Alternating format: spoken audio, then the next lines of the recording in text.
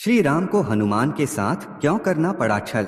मित्रों, ये तो हम सभी जानते हैं कि रावण की मृत्यु के पश्चात श्री राम ने 11,000 वर्षों तक अयोध्या पर राज्य किया। उसके पश्चात उन्होंने निर्वाण लिया और अपनी लीला समाप्त की। लेकिन रामायण के कुछ संस्करणों में हमें एक और बड़ी ही रोचक कथा जानने को मिलती है। आपसे निवेदन है कि पूरा वीडियो अवश्य देखें और चैनल को सब्सक्राइब करके बेल को ऑल पर जरूर दबाएं। तो जय सीताराम मित्रों, स्वागत है कथामृत यूट्यूब चैनल पर। मित्रों, कथा के अनुसार श्री राम को राज्य करते हुए 11,000 वर्ष बीत गए थे। उनकी कृपा से महाबली हनुमान भी चिरंजीवी बन चुके थे और कल्प के अंत तक जीवित रहने वाले थे। वही श्री राम के मुख्य द्वार के रक्षक भी थे। श्री राम द्वारा त्यागे जाने के बाद उन चारों भाइयों में सबसे पहले लक्ष्मण ने अपने शरीर का त्याग किया। लक्ष्मण और देवी सीता के ना रहने के कारण श्री राम का मन भी संसार से उचट गया। इसी कारण उन्होंने अपनी लीला समाप्त करने का निर्णय लिया। मनुष्य रूप में थे तो मृत्यु को अंगीकार करना उनकी लीला का अंतिम चरण था। यही सोचकर उन्होंने यमराज को आमंत्रित किया। यमराज आए तो सही, किंतु जब उन्होंने द्वार पर पवनपुत्र को देखा तो सोच में पड़ गए कि अब श्री राम तक कैसे पहुंचा जाए। हनुमान किसी भी स्थिति में मृत्यु को अपने प्रभु तक पहुंचने नहीं दे सकते थे और उनसे युद्ध कर अंदर जाना किसी के वश की बात नहीं थी। ये बात यमराज ने श्री राम को बताई।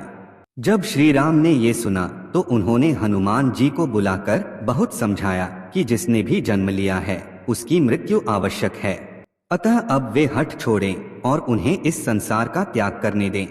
किंतु बजरंगबली ने जब ये सुना कि उनके प्रभु अब इस मृत्यु लोक का त्याग करने वाले हैं, वे अत्यंत व्याकुल हो उठे। अब तक उन्हें पता चल ही चुका था कि यमराज द्वार से प्रवेश करना चाहते हैं, इसीलिए वे और तत्परता से पहरा देने लगे। इससे श्री राम के निर्वाण में विलंब होने लगा। श्री राम ये जानते थे कि जब तक हनुमान द्वार पर हैं, उनका निर्वाण लेना असंभव है। इसी कारण उन्होंने हनुमान को छल से अपनी माया से अवगत कराने का निश्चय किया। एक दिन जब हनुमान श्री राम के समक्ष थे, श्री राम ने जानबूझकर अपनी अंगूठी भूमि के एक छिद्र में गिरा दिया। फिर उन्होंने हनुमान से कहा कि पवनपुत्र, ये अंगूठी मुझे सीता ने दी थी, इसीलिए मुझे अत्यंत प्रिय है, अतः आप यथाशीघ्र उसे ढूंढ कर ले आएं। अपने प्रभु की आज्ञा पर हनुमान सूक्ष्म रूप धरकर उस छिद्र में घुस गए और अंगूठी खोजते हुए पाताल में नागलोक तक पहुंच गए।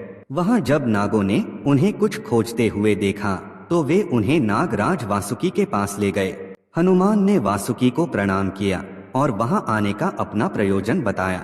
उनकी बात सुनकर वासुकी हंसने लगे और कहा, तो इस कल्प में श्री राम का अवतरण समाप्त हो ही गया। हनुमान को कुछ समझ में नहीं आया। तब वासुकी उन्हें लेकर पाताल के गर्भ में लेकर चले गए, जहां एक जैसी अंगूठियों का ढेर लगा हुआ था। उन्होंने हनुमान से कहा कि श्री राम की अंगूठी ढूंढ लें। हनुमान बड़े परेशान हुए कि अंगूठियों के इस ढेर में वे असली अंगूठी कैसे ढूंढे। फिर उन्होंने पहली अंगूठी उठाई तो उसमें उन्हें श्री राम का चित्र दिखा।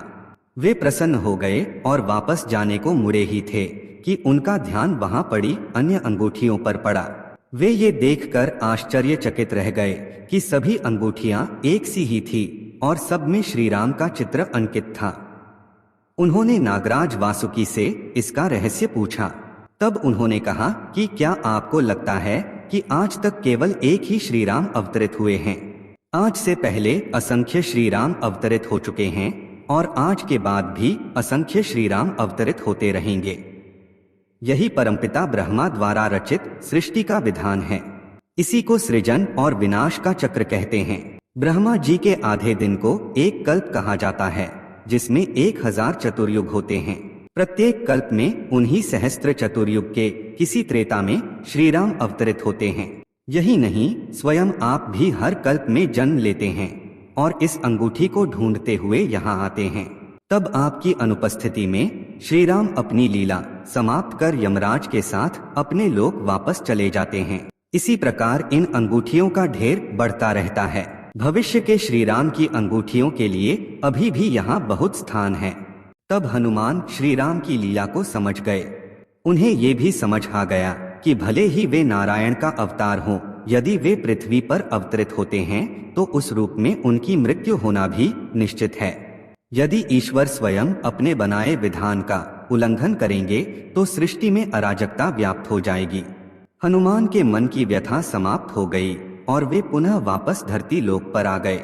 वहां आकर उन्हें पता चला कि श्री राम अपने दोनों भाइयों के साथ निर्वाण ले चुके हैं। साथ ही साथ जिन देवताओं के अंशों ने पृथ्वी पर अवतार लिया था वे भी पुनः अपने लोक लौट चुके थे। श्री राम के बिना हनुमान को वो पृथ्वी अच्छी नहीं लग रही थी, किंतु उन्हें ये समझ आ गया कि कदाचित इसी कारण श्री राम ने उन्हें कल्प के अंत तक जीवित रहने का वरदान दिया था, ताकि वे उनकी कथाओं का प्रचार प्रसार करते रहें।